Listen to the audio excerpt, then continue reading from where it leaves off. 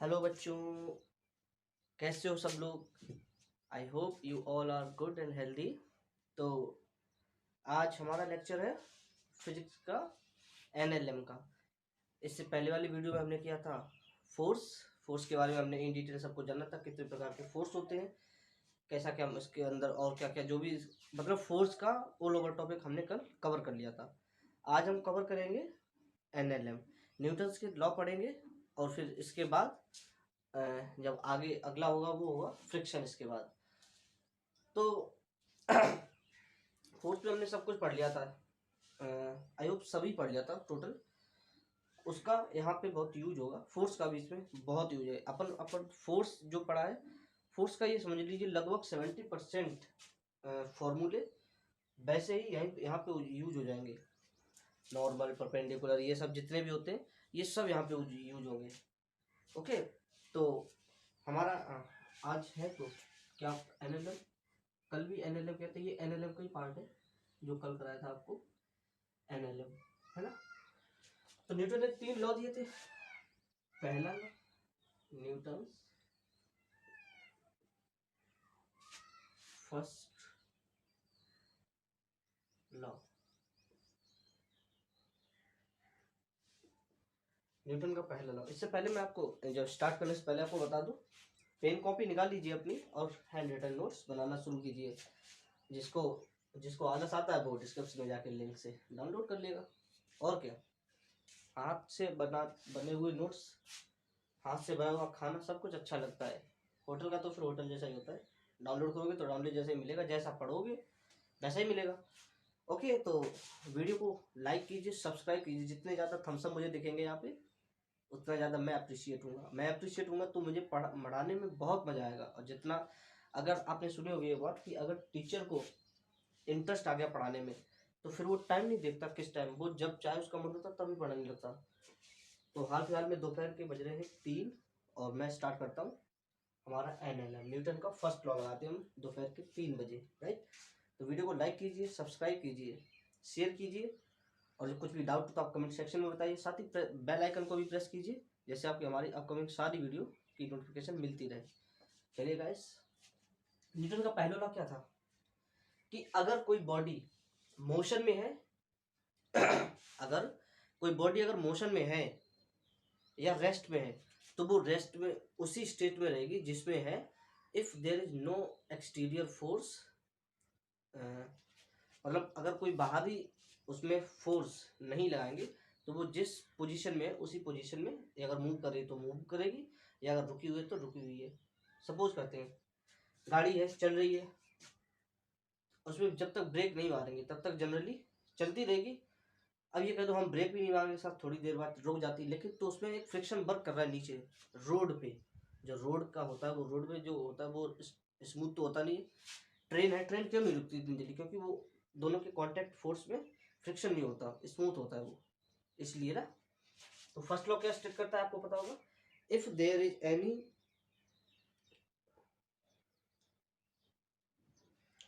आपको बताया था मैंने अभी बताया कि a system remain in its state if no external force work on it। अगर कोई बाहरी फोर्स नहीं लगाएंगे तो वो सिस्टम वैसे ही अपनी पोजीशन में रहेगा, है ना। तो इससे हमें क्या सीख मिलती है, ये तो कोई भी ऐसे बता सकता है नहीं। ये और कुछ नहीं, न्यूटन का फर्स्ट लॉ क्या है, it is Galileo's law of inertia. Inertia पढ़ोगे आगे। ये पहला क्या है, ये Newton Galileo law of inertia ही है। इनर्शिया मतलब क्या होता है, inability to change a position और state of body. Inability to change a position और स्टेट ऑफ ए बॉडी, वो इनर्शिया। गैलीलियो ने ये लॉ दिया था। तो यस, ये सभी फ्रेमों में यूज हो जाता है, इनर्शियल फ्रेम हो या नॉन इनर्शियल फ्रेम हो, सब में यूज होगा, है ना, इनर्शियल या नॉन इनर्शियल।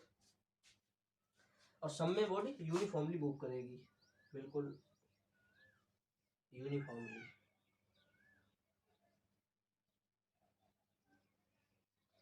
राइट, तो इतना नोट कर लीजिए। तब तक देखते हैं और आगे, इसको नोट करिए, मेक ए नोट।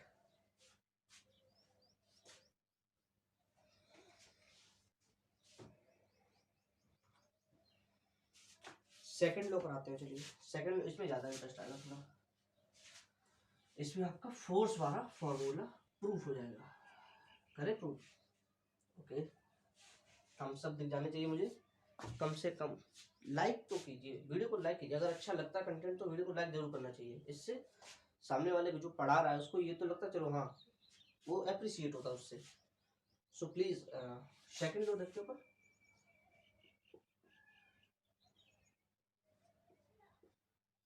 सेकंड लो, है ना, इसमें क्या होता है, the rate of change of, second law क्या स्टेट करता है, the rate of change of momentum of body, किसी बॉडी का मोमेंटम डायरेक्टली प्रोपोर्शनल होता है किसके, एक्सटर्नल फोर्स जो वर्क करेगा उस पर, है। जैसे मान ली इस डायरेक्शन में बॉडी जा रही तो इधर जो फोर्स वर्क करेगा उसके डायरेक्टली प्रोपोर्शनल होगा तुम्हारा रेट ऑफ मोमेंटम, है ना, the rate of change of momentum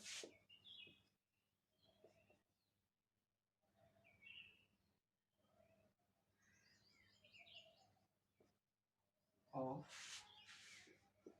body directly proportional to applied external force in that direction। Okay, यानी कि जिस डायरेक्शन में फोर्स लगेगा उसके डायरेक्टली प्रोपोर्शनल होगा। बहुत गर्मी है भैया, nice some water please.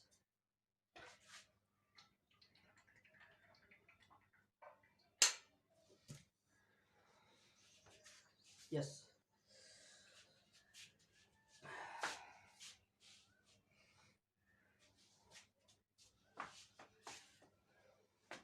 Okay, चलिए इसकी इक्वेशन बनाते हैं, ऐसे आपको समझ में नहीं आ रहा होगा।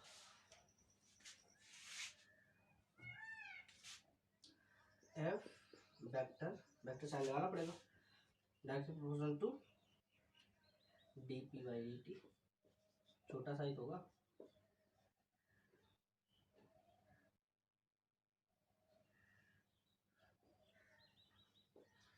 F directly proportional to dp by dt, p क्या है मोमेंटम, ये with respect to time, rate of change of with respect to time होता है वैसा रेट, जो इसकी रेट दी गई है ना उनको। आगे लिखते हैं इसको, एफ वेक्टर इक्वल टू के, या अभी रिजॉल्व नहीं करते इसको directly, d m v upon d t. Right, आगे चलते हैं इसको, ये मास कांस्टेंट होता तो मास बाहर आ जाएगा, F vector directly proportional to m d v by d t. ये आपको दिख गया होगा, ये क्या आता है, एक्सीलरेशन होता है, तो F vector directly proportional to m a, ये कांस्टेंट है तो F equal to m a, यहाँ पे के लिखो चाहे ना लिखो, कांस्टेंट है, तो ये आपका फोर्स का फॉर्मूला निकल के आ गया इससे।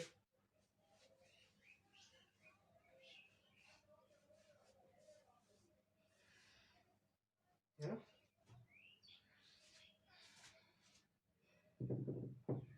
और ये हमेशा नेट फोर्स ही निकल के आता है, ये भी आपको पता होगा।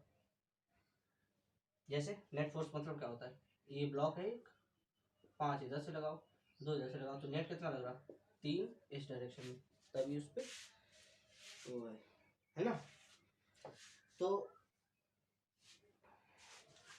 तीसरी चीज की और समझ लेते हैं कि ये एप्लीकेबल किस किस पे होता है। ये हमेशा पॉइंट पार्टिकल पे, सिंगल पॉइंट पार्टिकल पे एप्लीकेबल होता है ना। ऐसा नहीं है कि 2 उधर रखे हैं, 2 जगह पे रखे हैं, ऐसे नहीं लगेगा ये, राइट। चलिए, है ना। इनमें जो क्वेश्चन होते हैं उनको सॉल्व करने की स्ट्रेटेजी क्या होती है, स्ट्रेटेजी टू सॉल्व न्यूमेरिकल। बच्चे इसमें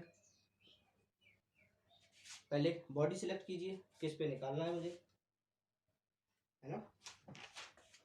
पहले बॉडी सिलेक्ट कीजिए,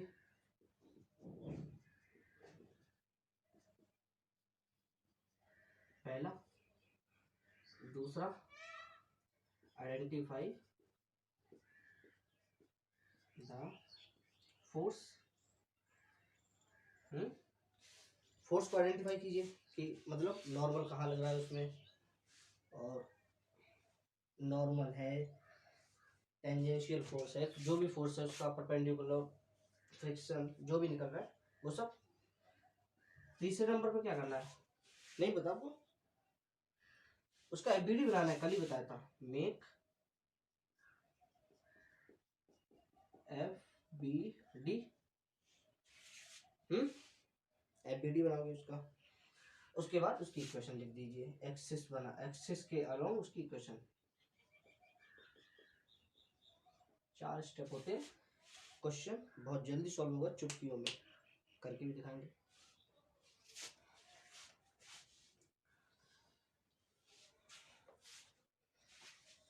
वन सेकंड गाइस।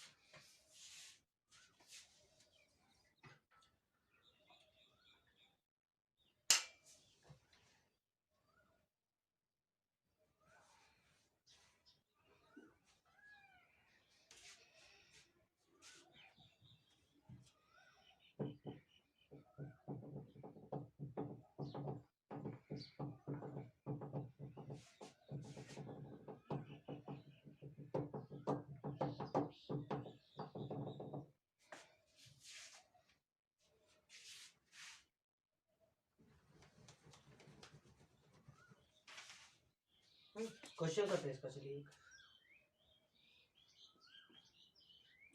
ये सरफेस है, एक ब्लॉक ये रखा है, एक ब्लॉक ये रखा है ना। वेट देख लेते इसका, चलिए। 3 kg और 2 kg, ये 3 kg और ये 2 kg। ये रफ सरफेस है, धरती है मतलब, है ना। 100 न्यूटन का इधर से लग रहा, इधर से 25 न्यूटन का इधर से लग रहा,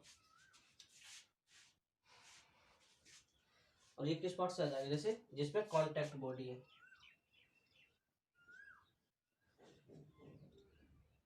कांटेक्ट फोर्स है ये।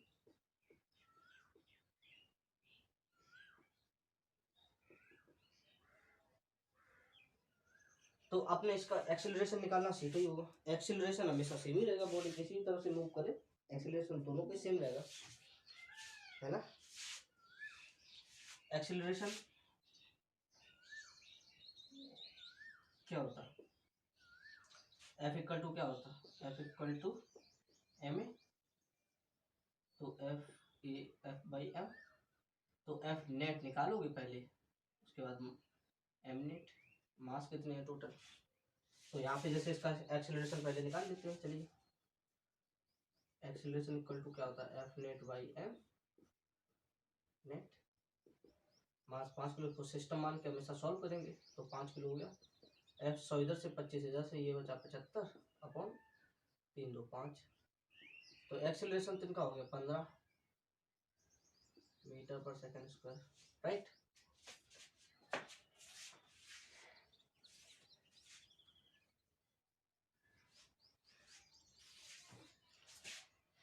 एक्सीलरेशन हो गया इनका 15।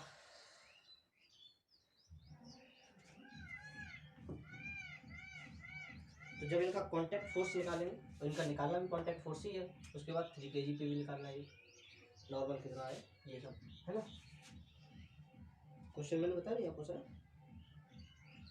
कांटेक्ट फोर्स निकालना है 3 kg और 2 kg के बीच में, इस ये यहाँ पे इस जगह पे फाइन राइट। एक्सीलरेशन मैंने निकाल लिया है, तो अगर 3 kg के लोग निकालना है तो ये वाला 2a(1/m1 + m2) आई फॉर्मूला ये वाला बताऊंगा मैं आपको। ओके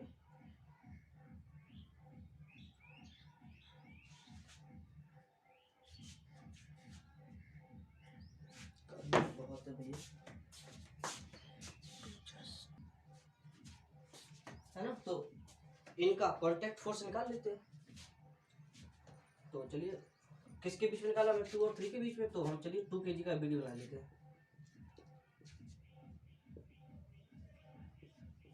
ये ना नीचे 2g, जब तक g की वैल्यू दी ना जाए तब तक हमेशा 10 मानेंगे, आपको पता नहीं तो वैसे दी जाती है 9.8 वगैरह की। ऊपर r रिजल्टेंट होगा, इधर से ये फोर्स लग ही रहा है, एक इधर से लगेगा, 2 इधर है ना तो ये 3 का नॉर्मल लगेगा।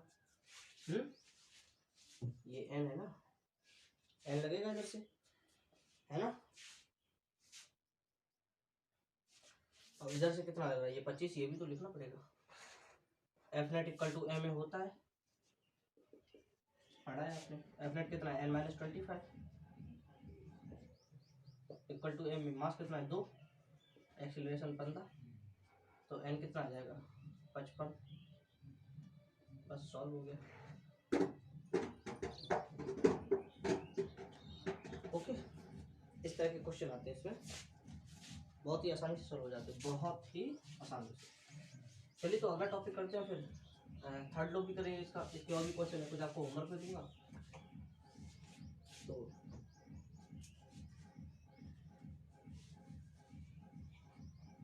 पंखा लगवा लो।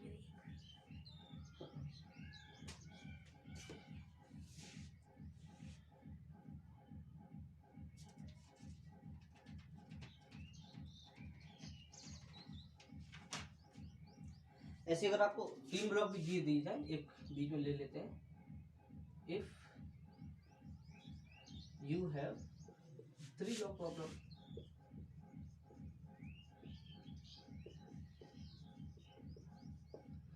कैसे, एक ये और एक ये 3 ब्लॉक सरफेस पे रखे, ये रफ सरफेस है, ये ए मान लीजिए, इसको बी मान लीजिए, इसको सी मान लीजिए, right.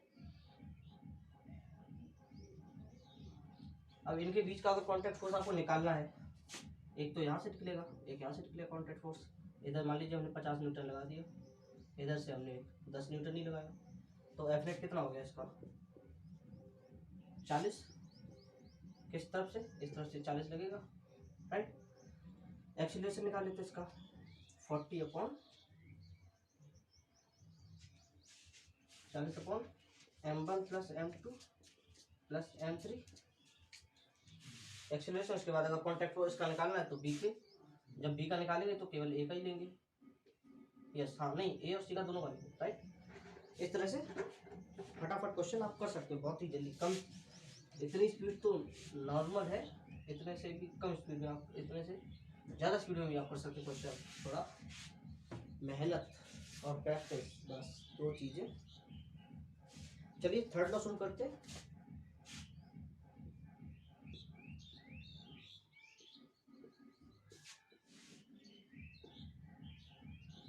Third law of motion किसका, न्यूटन बाबा का, हमारे न्यूटन लॉ ऑफ मोशन। हाँ सेकंड पानी पी लीजिएगा, चश्मा नहीं मिलता हमारा भैया।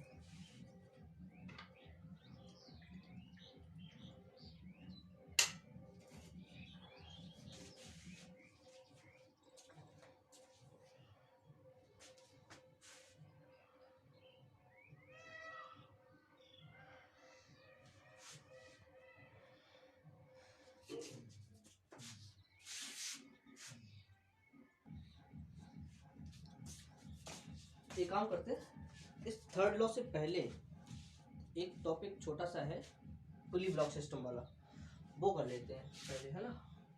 फिर थर्ड लॉ के सीधे क्वेश्चन, टॉपिक खत्म। पुली ब्लॉक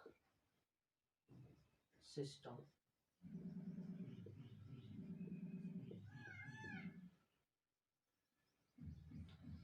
पुली ब्लॉक सिस्टम क्या होता है? जैसे मान लीजिए ये पुली है, ऊपर हिंज है ये सरफेस से, एक वहां से इधर लटका हुआ है और एक इधर, है ना। ये ऊपर जाएगा 2 से तो ये नीचे ही आएगा 200, राइट। इतना तो ये आपने कर ही लिया होगा। लेकिन अगर इसी जगह पे मैं ब्लॉक ना लगा के बंदर खड़ा कर दूं, आप हो वो बंदर, और वो 100 न्यूटन से इसको खींचेगा, और इसका वेट ले लूं मैं 10 kg, है ना।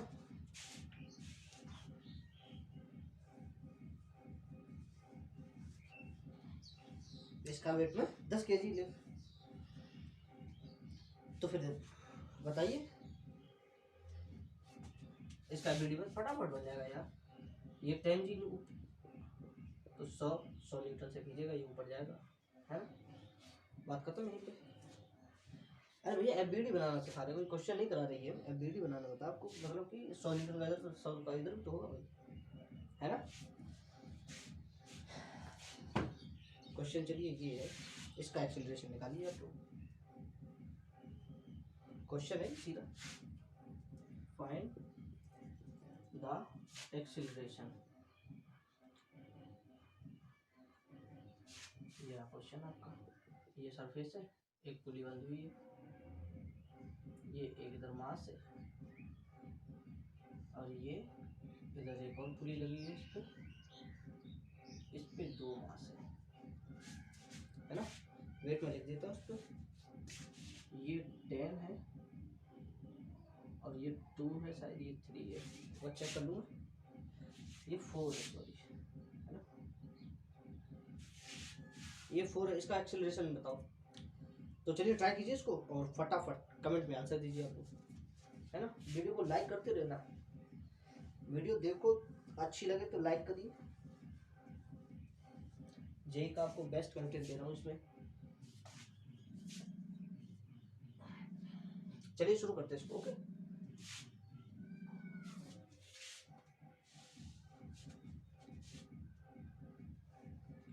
अब इतना तो आप खुद ही सोच सकते हैं, स्ट्रिंग सेम है ये, तो जो टेंशन यहाँ पे टी होगा वो यहाँ पे टी होगा, है ना। ये टी होगा, ये टी होगा, तो यहाँ पे कितना होगा 2t, यहाँ पे भी 2t। ये नीचे आएगा क्योंकि इसका वेट ज़्यादा है इन दोनों से, तो ये ऊपर जाएंगे।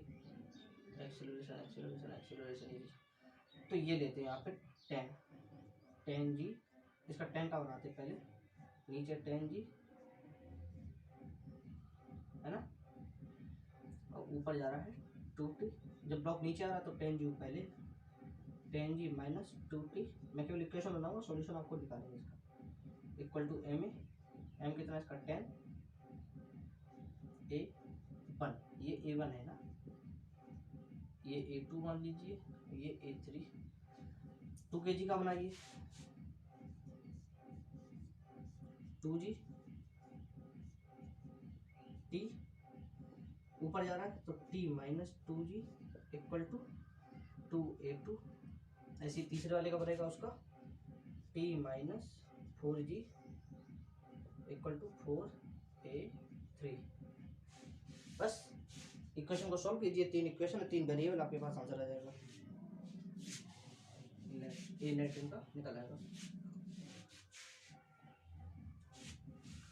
चलिए अब थर्ड लॉ करेंगे, इसके क्वेश्चन और हैं, इतने ही कराऊंगा, लेकिन आप लोग खुद प्रैक्टिस कीजिए, जो अगर कोई होगा तो इसके ऊपर एक अलग से सेशन ले लेंगे, है ना। क्या बोला मैंने कि अगर इसके क्वेश्चन कम लगेगा मुझे कि हाँ जरूरत है वेटेज तो उसका भी है अच्छा खासा, झड़ के क्वेश्चन आते हैं इससे, अगर मुझे लगेगा इसके की जरूरत है तो मैं इसके ऊपर अलग से एक लाइव सेशन ले लूँगा आपको। इसीलिए तो बोलता हूँ आप लोग बेल आइकन को प्रेस जरूर कीजिए, सब्सक्राइब करते तो हैं, करिए, अच्छी बात है, बहुत अच्छी बात है। सब्सक्राइब करोगे तो मुझे खुशी मिलती है, ऊपर से बेल आइकन भी प्रेस कर, जिससे मैं अगर आज लाइव आने वाला हूँ शाम को, तो आपको तुरंत नोटिफिकेशन मिल जाएगी कि आज सब लाइव आ रहे हैं। ओके, या जो भी वीडियो मैं डालूंगा लाइव बना के, तो आपको तुरंत नोटिफिकेशन मिलेगी इससे।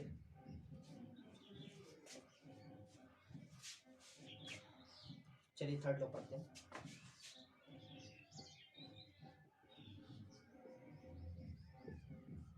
थर्ड लॉ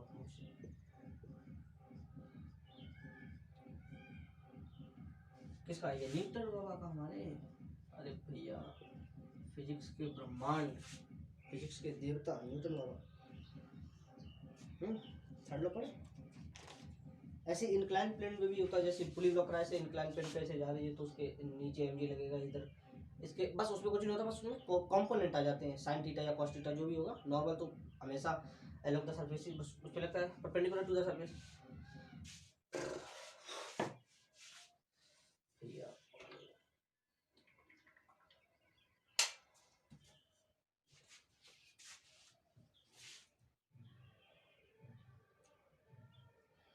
थर्ड लॉ तो आपने धर धर के रटा होगा एकदम।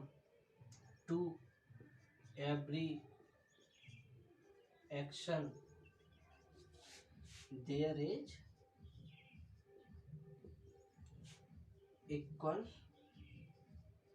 And opposite reaction take place.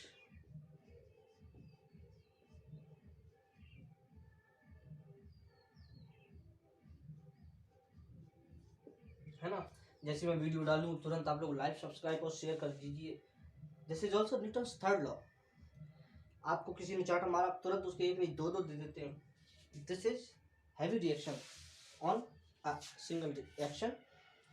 कोई आपको गाली देता है तो आप गाली नहीं देते हैं, that is very good manner, it's not reaction. लेकिन अगर आप गाली देते हैं, that is your third law. ये तो हंसी मजाक की बात है। एक्चुअली में जितना एक अगर अपन प्रैक्टिकली बात करें तो जितना हम लोग जैसे जमीन पे चलते हैं, तो जितना फोर्स हम अपना जमीन पे लगाते हैं, जमीन उतना ही हमको बदले में रिएक्शन बदले नॉर्मल देती है ना। इसको कैसे समझेंगे? जैसे हाँ, ये कोई बंदा है ना, 50 किलो का है, तो ये नीचे 50 जी लगाएगा, ग्रेविटी इस पे लगेगी, तो ये नॉर्मल धरती इसको भी देगी बदले में नॉर्मल। तो जो नॉर्मल होगा वो 500 न्यूटन के बराबर ही होगा, राइट। ये होगी हमारी थर्ड लॉ की बात। अब इसके कई लोग क्वेश्चन कैसे करोगे, तो क्वेश्चन है तो सिंपल।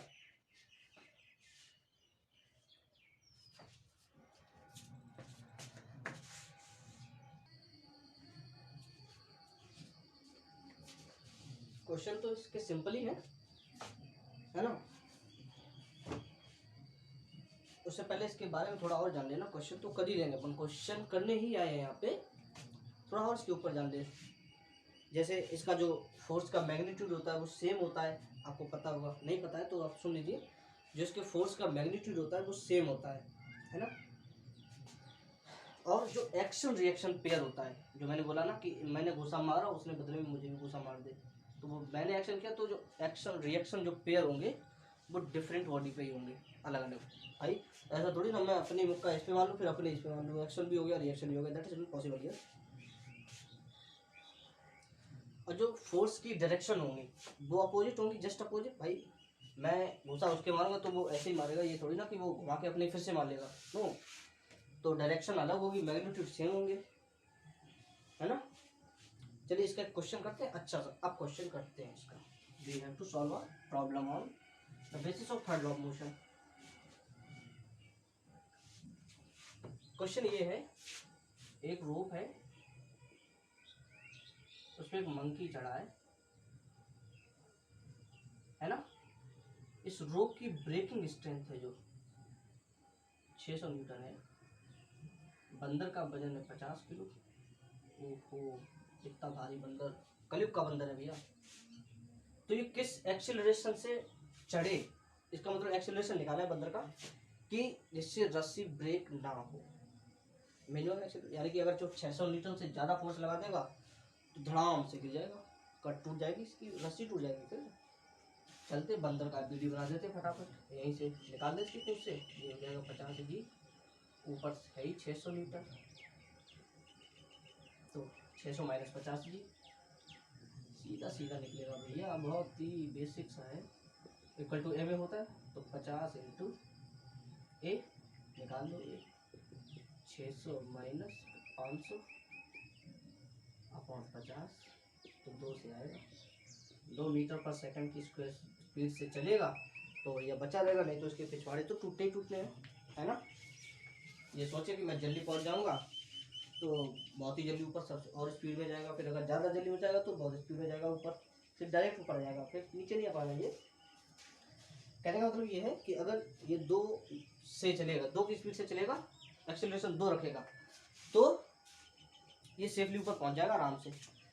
2 से अगर कम कर देगा तो कोई दिक्कत नहीं है, फिर भी पहुंच जाएगा, लेकिन अगर 2 से थोड़ा भी ज़्यादा कर दिया तो इसके टूटने हैं पग के पिछवाड़े, राइट। नीचे से धड़ाम से गिरेगा, रस्सी टूटेगी, ऊपर 600 मीटर फोर्स झेल नहीं पाएगी 600 से ज़्यादा, तो फटाक से नीचे आ जाएगा बंदर एंड हो जाएगा उसका राम नाम स्वाहा, राइट। चलिए एक आध क्वेश्चन और देखते हैं, अच्छे अच्छे क्वेश्चन है, एक आध मैं आपको होमवर्क में दूंगा जिसके क्वेश्चन बहुत ही अच्छे। अच्छा, आपने स्प्रिंग फोर्स भी पढ़ा होगा, स्प्रिंग फोर्स, उसमें स्प्रिंग कांस्टेंट होता है के, फिर कभी उसको कोई वीडियो उसकी अलग से बनाऊंगा, है ना, या इसी में थोड़ा देखते हैं, उसके ऊपर अलग से वीडियो बनानी पड़ेगी, नहीं तो ये टॉपिक बहुत लंबा हो जाएगा फिर लेक्चर मेरा।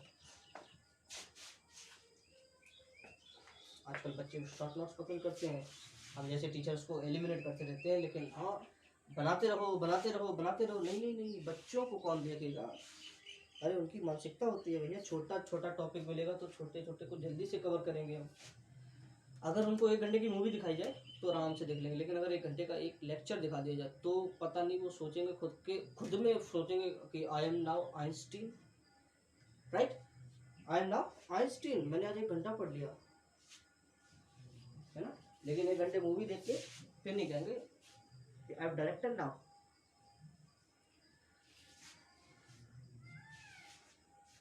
स्प्रिंग का केस कुछ नहीं ऐसे होता है, जैसे मान लीजिए ब्लॉक है, यहाँ से ये खींच रहा है, दूसरा लगा है मान लीजिए, तो इनके बीच में की कांस्टेंट लगता है। स्ट्रिंग और स्प्रिंग जस्ट होता सेम ही है, लेकिन अगर 2 स्ट्रिंग से ज़्यादा का केस आ जाता है, जैसे ये स्ट्रिंग लगा दी, ये स्ट्रिंग लगा दी, फिर ये काट दो, इस सब केस में अलग से कराऊंगा आपको, है ना। पहले इसके थर्ड लॉ के क्वेश्चन कराते हैं, आपको होमवर्क में देंगे क्वेश्चन।